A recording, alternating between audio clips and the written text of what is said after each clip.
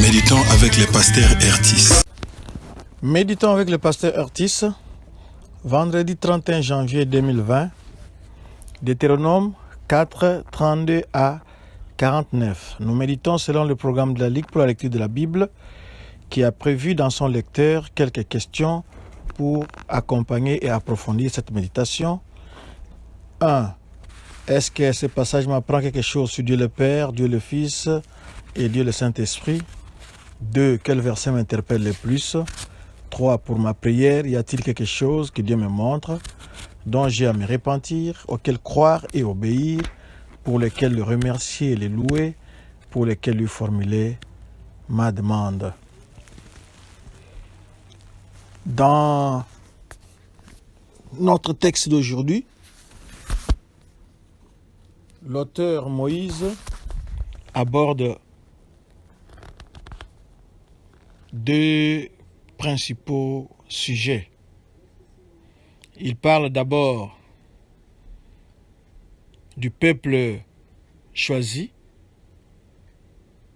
par Dieu, c'est-à-dire Israël, et ensuite, ou enfin, il nous parle des cités des refuges. Prions. Père Tout-Puissant, que ton nom soit béni, que ton nom soit élevé et exalté. Tu es Dieu, en haut dans le ciel et en bas sur la terre, et il n'y en a point d'autre comme toi. C'est pour cela que nous t'avons choisi en ce moment et éternellement pour que tu sois notre Dieu et que tu nous parles pour ta seule gloire. Remplis-nous du Saint-Esprit au nom de Jésus-Christ. Amen. Shalom bien-aimés. Rappelons le verset de la semaine, un verset à mémoriser durant cette semaine, c'est Deutéronome 5, 7. Tu n'auras point d'autre Dieu devant ma face. Deutéronome 5, 7. Nous allons commencer au verset 32. Le verset 32 nous dit ceci. Interroge les temps anciens qui t'ont précédé depuis le jour où Dieu créa l'homme sur la terre et d'une extrémité du ciel à l'autre. Y eut-il jamais si grand événement et a-t-on jamais ouï chose semblable?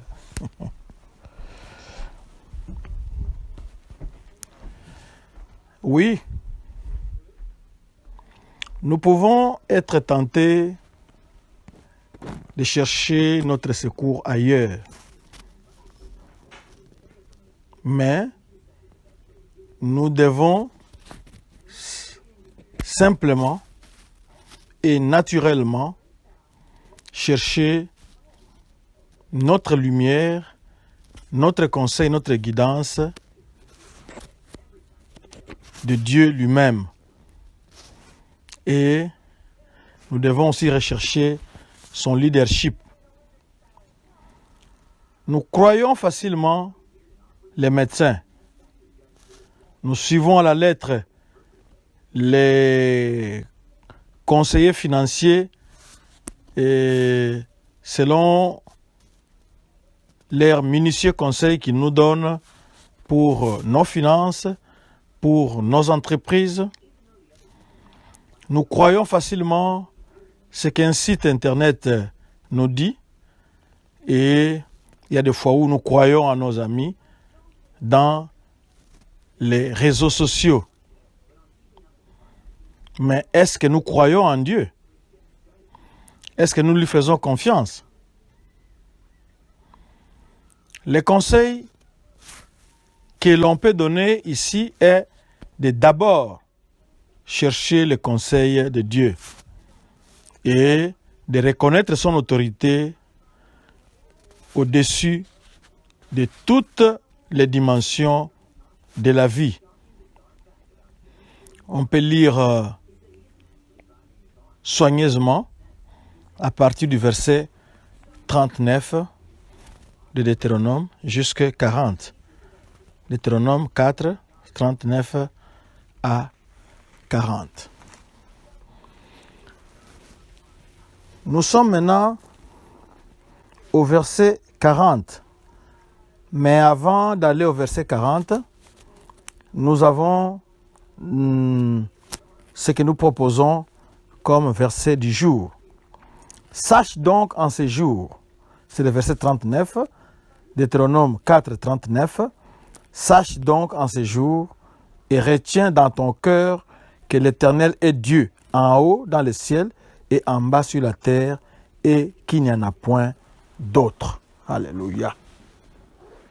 Ça, c'est vrai. Ça, c'est notre verset du jour. Passons maintenant au verset 40 et observe ces lois et ces commandements que je te prescris aujourd'hui, afin que tu sois heureux, toi et tes enfants après toi, et que tu prolonges désormais tes jours dans le pays que l'Éternel, ton Dieu, te donne.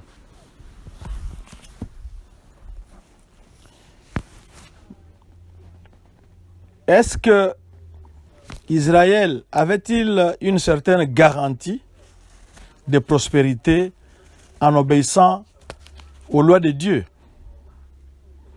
Nous pouvons dire oui, mais si nous regardons très bien ce que cela signifie, nous verrons que les lois de Dieu avaient été données pour que la nation que Dieu avait choisie soit en bonne santé, qu'elle soit juste, qu'elle soit miséricordieuse et qu'elle soit dévouée à Dieu. Quand le peuple suivait ces lois, la prospérité venait. Mais cela ne signifie pas qu'il n'y avait pas de maladies, il n'y avait pas de tristesse, il n'y avait pas de mésentente entre eux. Mieux, cela signifie que la nation prospérait, mais les individus pouvaient avoir l'un ou l'autre problème. Aujourd'hui, Dieu a promis la prospérité. C'est-à-dire, d'abord, sa présence constante. Il ne nous abandonnera pas et il ne nous délaissera pas. Il nous promet le confort, il nous promet des ressources qui nous permettront de vivre et la promesse s'étend à tous les croyants. Nous pourrons aussi faire face à les tribunaux. Jésus nous dit dans Jean 16, 33, on peut le lire, vous pouvez le lire, parce que très souvent, les gens comprennent les promesses divines d'une certaine manière,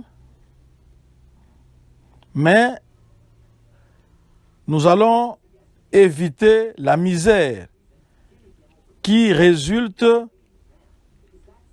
des péchés intentionnels. Quand le péché a été commis de façon consciente, et nous pouvons nous attendre aux conséquences de ces péchés-là. Mais nous pouvons être sûrs qu'il y a un trésor qui nous attend aux cieux. Le moins que l'on puisse dire ici, c'est le fait que les promesses de Dieu, la prospérité de Dieu était conditionnelle, c'est-à-dire qu'il fallait remplir une certaine condition avant que cette prospérité-là puisse nous arriver, c'est-à-dire il fallait obéir à Dieu avant de voir la prospérité sur votre vie. C'est ça ce qu'il faut retenir. Et à partir du verset 41, on nous donne des cités de refuge.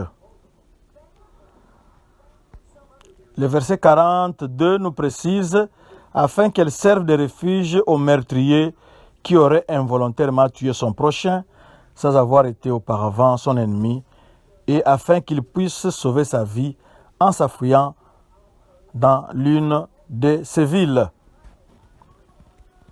C'était des endroits, comme on l'a dit là-bas, le texte est clair, où un meurtrier involontaire pouvait aller s'y réfugier.